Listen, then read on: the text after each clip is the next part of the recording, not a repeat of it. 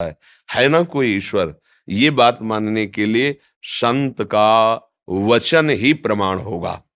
अगर वचन को हम मान लें तो फिर बात शुरू हो जाएगी अध्यात्म की।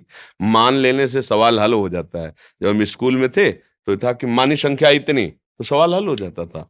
मान के ही जान सकते हो, जान के मानने की योग्यता नहीं रह गई है कि हम पहले उस तत्व को जाने।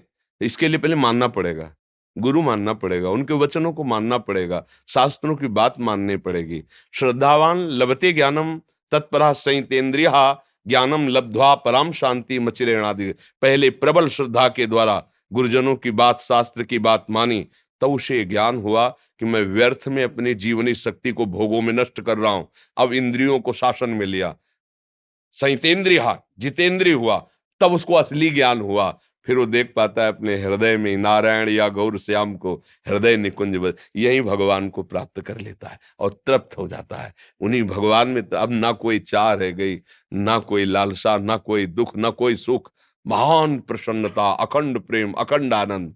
तो अब इस मार्ग, अध्यात्म मार्ग कोई संसारिक मार्ग तो है नहीं। अब इस मार्ग में विश्वास पूर्वक चलना चाहिए और संत संग ही इसका मूल है। अगर संत का संग नहीं है तो अध्यात्म में प्रवेश ही नहीं हो सकता।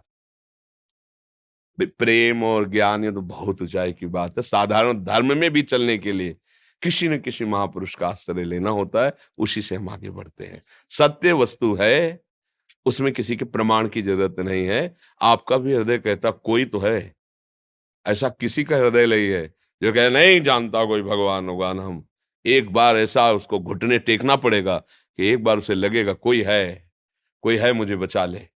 सबको लगेगा इस जीवन में कि है वो, परम तत्व है वो।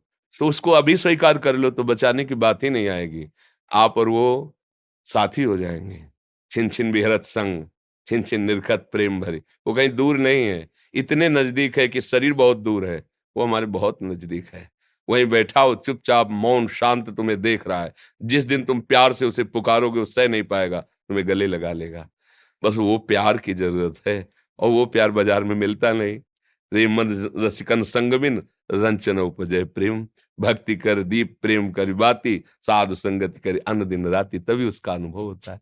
समझ